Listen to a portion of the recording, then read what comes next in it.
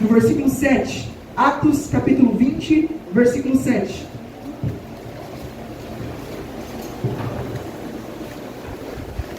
Uma rápida saudação, apenas para a nossa reflexão, amém? Atos capítulo 20, no versículo 7, amém? Amém. Diz assim: no primeiro dia da semana, estando nós reunidos com o fim de partir o pão, Paulo, que devia seguir a viagem no dia imediato, exortava-os e prolongou o discurso até a meia-noite. Havia muitas lâmpadas no cenáculo onde estavam reunidos. Um jovem chamado Eutico, que estava sentado numa janela, adormeceu profundamente durante o prolongado discurso de Paulo, e vencido pelo sono, caiu do terceiro andar abaixo e foi levantado morto. Descendo, porém, Paulo inclinou-se sobre ele e, abraçando-o, disse: não vos perturbeis, que a vida nele está. Subindo de novo, partiu o pão e comeu, e ainda lhes falou largamente ao romper da alva, e assim partiu. Então conduziram vivo o rapaz e sentiram grandemente confortados. Amém? Amém. Podemos assentar? E essa palavra vem dizendo que o apóstolo Paulo estava ministrando a palavra do Senhor num cenáculo. A palavra fala que era um lugar grande, um lugar alto. E o apóstolo Paulo, pregando e ministrando a palavra do Senhor, ele estava com o fim de partir o pão. Só que o apóstolo Paulo tinha uma viagem missionária marcada para o dia seguinte. Mas ele prolongou seu discurso, prolongou essa ministração até a meia-noite. E chegando à meia-noite, a palavra diz que estava ali também ouvindo o apóstolo Paulo um jovem que se chamava Eutico. Ele estava sentado na janela ouvindo o apóstolo. E a palavra fala que ao tardar da noite, ao tardar do discurso do apóstolo Paulo, e por haver muitas luzes ali no ambiente, a palavra diz que esse jovem caiu do sono na janela, e ele caiu desse terceiro andar e foi levantado morto.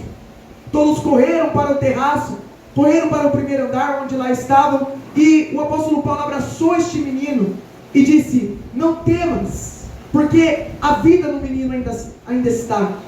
Todos não temeram, e a palavra fala que o apóstolo Paulo fez com que esse menino voltasse novamente à vida.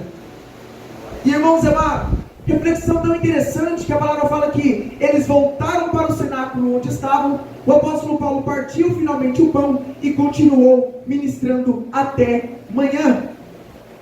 E aquilo que o Senhor colocou no meu coração com essa palavra é: desperta-te. Desperta-te, porque a palavra está sendo ministrada aos nossos corações todos os dias, todos os cultos. A palavra para a nossa vida também hoje é: desperta-te. Nós devemos despertar em Cristo Jesus. Nós temos cocheado em dois pensamentos.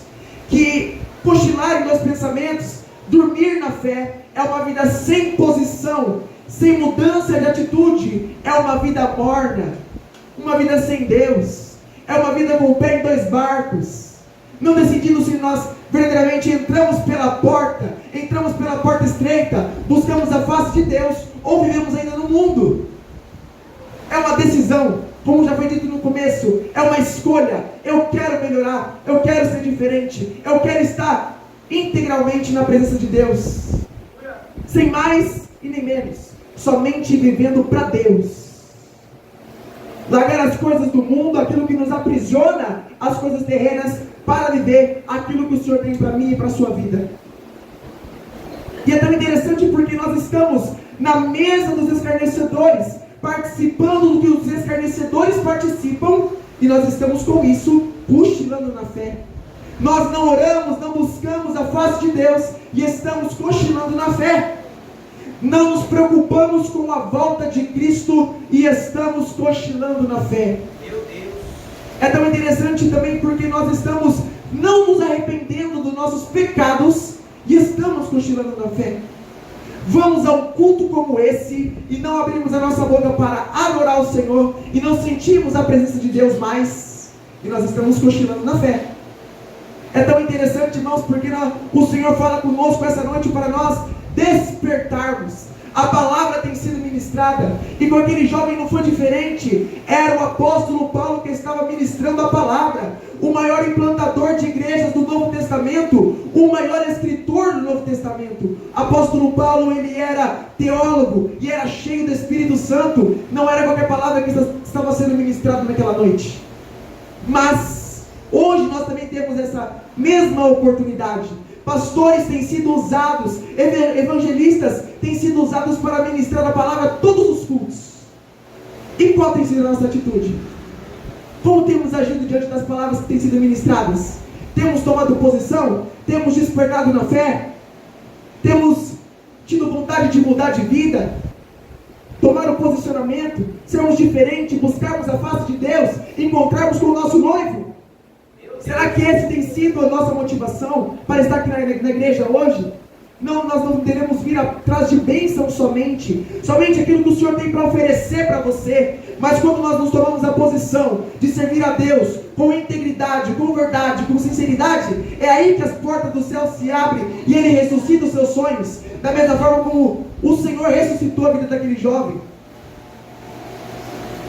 A palavra tem sido ministrada todos os dias. E o Senhor nos ensina também nessa noite para nós termos cuidado com as janelas. Tem muitas janelas dessa vida que nos fazem olhar para o lado de fora. E do lado de fora só tem aquilo que não agrada ao Senhor. Do lado de fora tem pecado. Do lado de fora tem um caminho de perdição.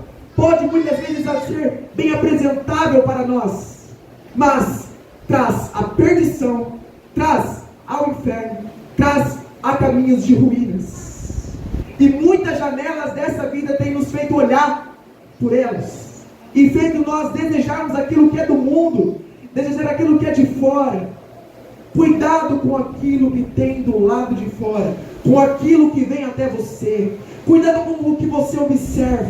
Porque aquele Eutico, o jovem Eutico sentado na janela, eu creio que ele estava com o pé em 2 barcos.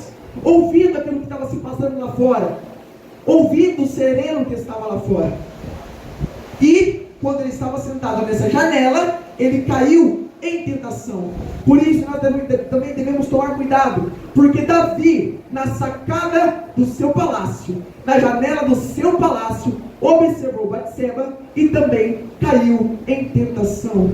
Cuidado com as janelas que te fazem olhar para o lado de fora, porque elas só nos trazem perdição, nos fazem cobiçar, e assim nós estaremos em caminhos de ruínas. Fazemos como este jovem, morremos espiritualmente. Mas irmão, convenhamos, não olhe para o lado de fora não. Deus tem coisa melhor para você do lado de dentro da casa.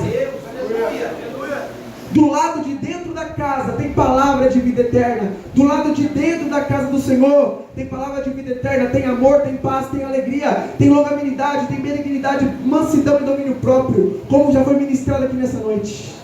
Tem frutos do Espírito para nós crescermos do lado de dentro e não do lado de fora. Então com isso nós possamos despertar na presença do Senhor para estar herdando a vida eterna. Amém? Agradeço a oportunidade. Aleluia.